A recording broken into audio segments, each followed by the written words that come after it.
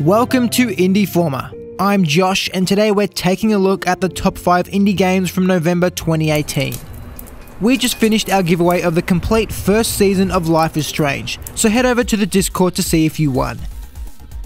Now let's take a look at some honourable mentions.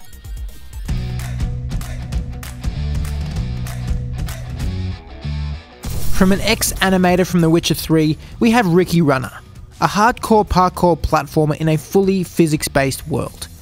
It hit early access November 30, and I had the chance to play it before release. And at the very least, the animations are good. The level's difficulty increased at a good pace and left a lot for you to work out. When you get into games like this, you may feel restrained by what's in front of you, but you've got to look at how to break the rules. The only 2 points that need work for me are, firstly, there's got to be some music in the background. It's quite bland without any tunes as you're running and jumping. Secondly, it's just a tad slow and sluggish for me. Although it's in a physics-based world, everything just seems a little held back. Or maybe I just suck at these types of games. I'd love for there to be a sprint option implemented to speed up the pace a bit. One to watch through its development.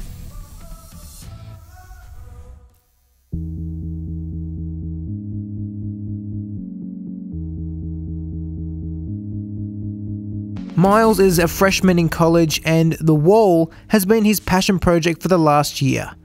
It's a fusion of the strategic elements in RTSs like StarCraft, the fast-paced combat in online FPSs like Call of Duty, and the crafting survival elements in open-world games like Rust and Minecraft. Now that's a great combination of games to draw from. From the trailer, the crafting and survival look great, the shooting mechanics make it look like an entirely different game, and the reviews so far are really good. Defend your team's generator and destroy the enemies in this online multiplayer experience. It's got a ways to go with it expected to remain in early access for over a year, so it might be good to invest in it now.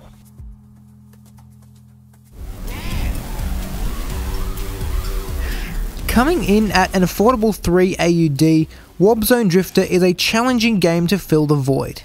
A brakeless drifter retro hardcore arcade game made by the same creator of the Ubermosh series. The Warpzone is an unstable parallel dimension used for transportation, and it's your job to drift through specific nodes to stabilize areas of the zone. There's moving tentacles, limited time, and procedural levels to keep your fingers on their tips. The controls can be difficult to learn, but once you've got the hang of it, Warpzone Drifter becomes a great experience.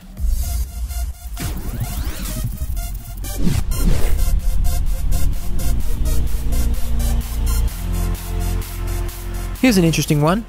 What happens when you combine a first-person shooter with the progression and updates of a clicker game? You get Time Warpers, duh. Coined as an incremental game, there's always a fun upgrade to look forward to, and the numbers keep getting bigger. If you're someone who likes having a game idle in the background whilst you do other tasks, then this might be something for you. If a level is getting too hard, go idle and let your drones and turrets do the work. Or join a public server and others may be able to boost you along. Like any clicker game, there's going to be a grind and a point you can't pass unless you grind. Or in this case, go back in time. For 30 AUD, it might be a stretch for some people, but I'd consider it if you want something you can literally leave in the background and progress with and can play it anytime you want. Maybe try to convince a few friends to get it too. Now, let's take a look at our top 5 from November.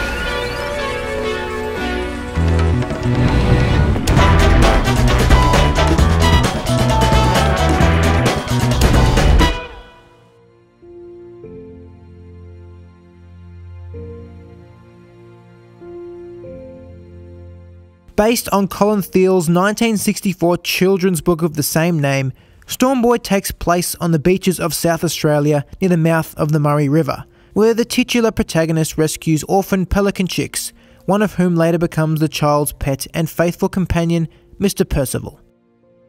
Cool. Simplicity is at the core of this game. It's comprised of many mini-games as you experience an interactive retelling of this classic. You take control of both Stormboy and Mr. Percival in key moments, such as when the pair rescues stranded sailors during a storm. The music and design are beautiful, but it's a little rough around the edges. This is definitely more of an interactive story than a game. It puts pictures to the words of the book. It's a way to follow a story whilst also getting involved with some mini-games that allow some attachment rather than just imagination. I'd definitely say this was aimed towards children, but if you like a good children's book, then this will take it to the next level. It's a different experience when you can actually explore the world of a children's book, and for a child, there's nothing better. You can grab this on pretty much any platform of choice.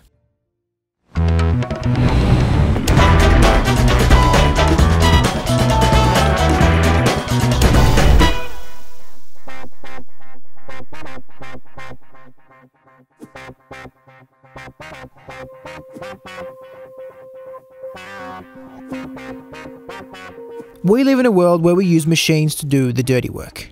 Despotism 3K flips that and has humanity enslaved by an AI.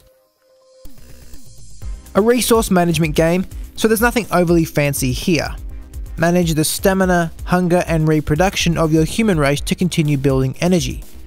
Every 20 seconds your food and energy deplete, so you need to manage how you're making food and how you're creating energy. The aim is to make it to 25 days. It's point and click, but there's nothing wrong with that if you're into it, but it's necessary when there's so much to manage at once. It's funny and challenging, but when you get the hang of it, you pretty much know all of the responses to make it through easily. Thankfully though, there's a big update coming to the game that will add more content. Random events, point and click and general fun, can't complain for $11.50.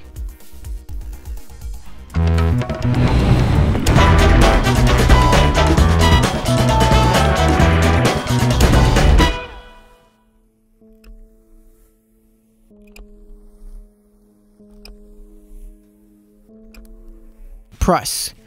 A man who sold his humanity to get a partnership from a leading company, McDade, Bruton and more. Distraint 2 is a 2D psychological horror adventure game. It has a dark story and its fair share of dark humour. The screen scrolls as you move to its edges with beautifully hand-drawn graphics. There's music composed for each specific section of the game, along with an atmospheric sound design. There are jump scares, as it goes with horror games, but Distraint relies on human emotions, mainly fear. So I'd call this more of a thriller than a horror.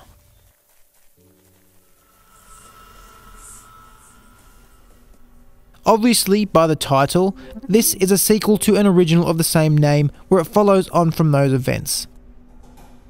The mechanics are based around puzzle solving, so if you like a bit of a slow, story-heavy puzzle game, then you should give this a go. I'd suggest picking up the original if you're going to buy this, but if you don't, the sequel does a pretty good job of wrapping up the first. It's only made by one guy, so any support his way ensures he can continue making games like Distraint.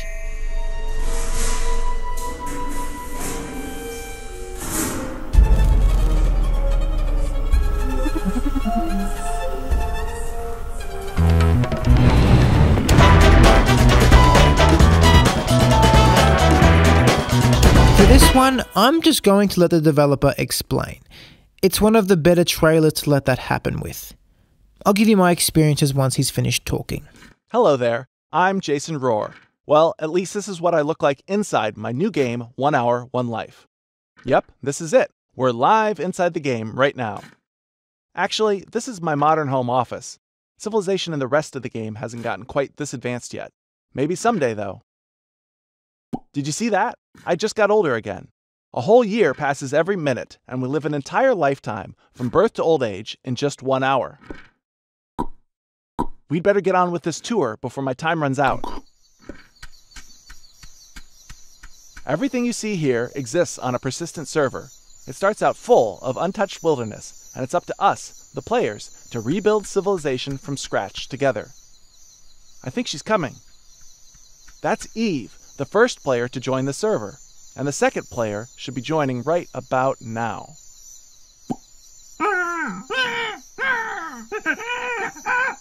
Yep, that's player 2, Eve's first baby. When you join the server as a baby, you're truly helpless. You depend on care from your parents in order to survive. If they help you live into adulthood, you may get a chance to have babies of your own someday. And your babies will be other players who are depending on you for their survival. You're just one small link in a very long chain. What you accomplish during your brief lifetime will depend on the situation that you're born into. At first, your contribution might be pretty basic.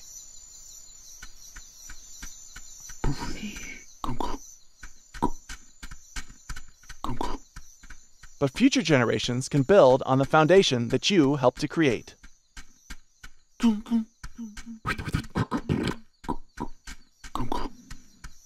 Hopefully, you'll get a chance to leave your own small mark on the world before you die, and maybe create something that helps your children and grandchildren.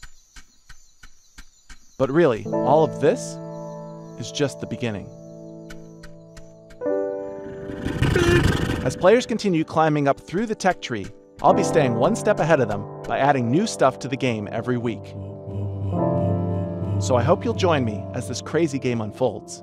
I may even spawn as your baby at some point, and it'll be up to you to take care of me. As we rebuild civilization together, who knows where we'll end up? In theory, it sounds great. But much like the babies, new players are useless unless taught what to do. So far, I've not had many take time to teach me, so I've had to have the wiki up to see how to make things. This game will take a lot of time invested to get knowledgeable at. If you like a game that will reward you for knowledge, then 1 hour, 1 life is great. Speaking and interacting with other players leads to hilarious situations, and you can even choose to be born as twins, triplets or quadruplets with a few friends. For $30, I think this is a stretch. But as mentioned, if this is right up your alley, then you'll find it's worth.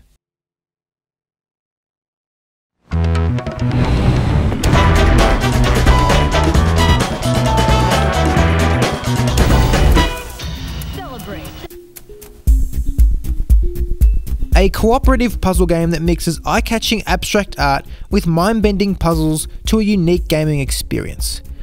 Deru is about playing together. You can play single player, but it's about communicating and solving puzzles with someone else. The main mechanic of the game is blocking the opposite colour stream. It begins simple, but ramps up in difficulty when new mechanics are added, like being able to leave a block in place to stop a stream or transfer your size to the other player. The design of the game is minimalistic and it uses nice shades of colouring. It helps you focus on the task at hand and doesn't draw too much attention to itself. There are a few bugs, but nothing that will stop you from figuring out a level. One thing I forgot to mention is that this is a couch co-op game. You need to use the same controller or keyboard to move the shapes around the screen. That might be a turn off for some people, so they've integrated the game with Parsec, a client you can download to play with others online. Deru is $21.50, so make your own judgments about the price. Personally, it's a great way to wind down and chill out with someone else, and I'd happily spend the money. It may seem odd to have a game like this as number 1 for the month, but it's got challenging puzzles, a great design and plenty to figure out. There really are no downsides to this game, and for other puzzle games like this, Deru should be an example of what you should be aiming to achieve. But that was my number 1. What do you think the best of November was? Let me know below. Thanks for watching. I'll see you next time here on Indieformer.